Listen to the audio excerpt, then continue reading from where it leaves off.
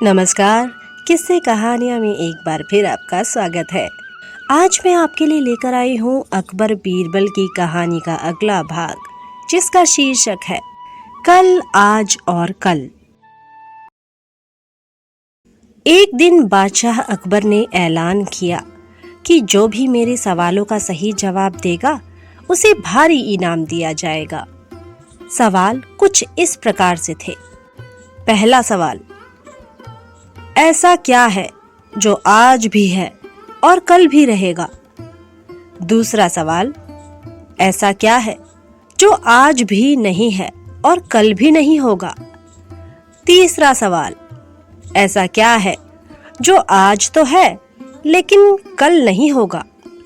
इन तीनों सवालों के उदाहरण भी देने थे। किसी को भी चतुराई भरे इन तीनों सवालों का जवाब नहीं सूझ रहा था। तभी बीरबल बोला, हुजूर, आपके सवालों का जवाब मैं दे सकता हूँ, लेकिन इसके लिए आपको मेरे साथ शहर का दौरा करना होगा, तभी आपके सवाल सही ढंग से हल हो पाएंगे।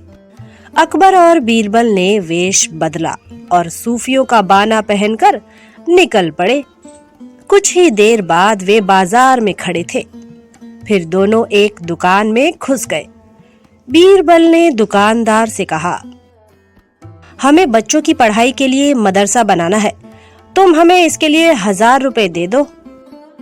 जब दुकानदार ने अपने मुनीम से कहा कि इन्हें 1000 रुपए दे दो, तो बीरबल बोला, जब मैं तुमसे रुपए ले रहा हूँगा तो तुम्हारे सिर पर जूता मारूंगा। हर 1 रुपए के पीछे 1 जूता पड़ेगा। बोलो, तैयार हो?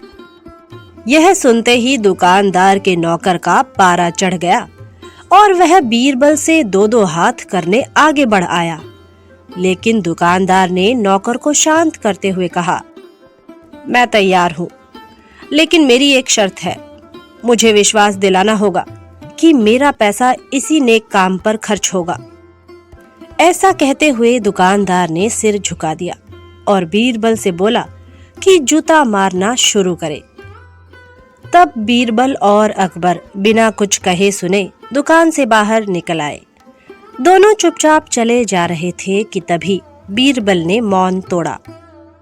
बंदा परवर, दुकान में जो कुछ हुआ उसका मतलब है कि दुकानदार के पास आज पैसा है और उस पैसे को नेक कामों में लगाने की नीयत भी, जो उसे आने वाले कल यानी भविष्य में नाम देगी। इसका एक मतलब यह भी है कि अपने नेक कामों से वह जन्नत में अपनी जगह पक्की कर लेगा। आप इसे यूं भी कह सकते हैं कि जो कुछ उसके पास आज है कल भी उसके साथ होगा। यह आपके पहले सवाल का जवाब है। फिर वे चलते हुए एक भिखारी के पास पहुंचे। उन्होंने देखा कि एक आदमी उसे कुछ खाने को दे रहा है और वह खाने का सामान उस भिखारी की जरूरत से कहीं ज्यादा है। तब बीरबल उस भिखारी से बोला, हम भूखे हैं, कुछ हमें भी दे दो खाने को। यह सुनकर भिखारी बरस पड़ा, भागो यहाँ से, जाने कहां से आ जाते हैं मांगने। तब बीरबल बादशाह से बोला, यह रहा हुजूर आपके दूसरे सवाल का जवाब। यह भिखारी ईश्वर को खुश करना नहीं जानता। इसका मतलब यह है कि जो कुछ इसके पास आज है वो कल नहीं होगा। दोनों फिर आगे बढ़ गए। उन्होंने देखा कि एक तपस्वी पेड़ के नीचे तपस्या कर रहा है। बीरबल ने पास जाकर उसके सामने कुछ पैसे रखे। तब वह तपस्वी बोला, इसे हटाओ यहाँ से, मेरे लिए यह बेईमानी से पाया गया पैसा है, ऐसा पैसा मुझे नहीं चाहिए। अब बीरबल बोला, हुजूर, इसका मतलब यह हुआ कि अभी तो नहीं है लेकिन बाद में हो सकता है। आज यह तपस्वी सभी सुखों को नकार रहा है, लेकिन कल यही सब सुख इसके पास होंगे। और हुजूर, चौथी मिसाल आप खुद हैं। पिछले जन्म में आपने शुभ कर्म किए थे, जो यह जीवन आप शानो शौकत के साथ बिता रहे हैं।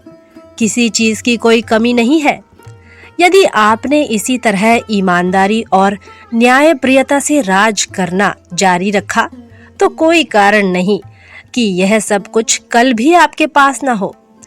लेकिन यह ना भूलें कि यदि आप राह भटक गए तो कुछ साथ नहीं रहेगा।